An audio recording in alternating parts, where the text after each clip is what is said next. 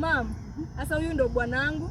Hiyo 4 years nimekuwa nikisoma. Sasa huyu ndo nimegraduate na yaacha kuambia kitu, hakuna kitu ya kukwambia. Sasa mkigraduate pamoja na maanisha mnaoana. So madhe ninakuja hapo. Huyu ndo kwela wangu na huyu mwenye anakaa tu arogi hawa. Ngoja kidogo nimalize madhe. Huyu ndo kwela wangu, ako na ball ya 2 months na sofa nampeleka kwa ndoa. Elizabeth, what did I tell you surely? Mimi najua wewe ni SBA, lazima utoke na harusi. Sasa uko na haraka gani surely? Sivyo nakaa tu mkora yawa. Mimi nampenda vile yako hivi. Unampenda? Ndio maana umekuachia tu mimba kabisa. Si unaniaibisha na kanisa surely. Mimi hata saa hizi tunaenda na yeye hivyo. Mimi yawa. How long will I be talking to you surely?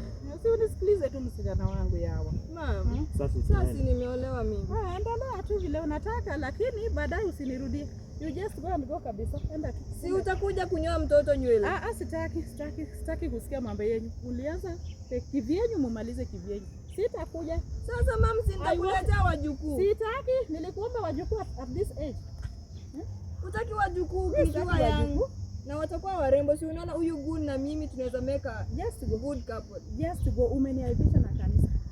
Sijui hata nitasema nini. Sijui.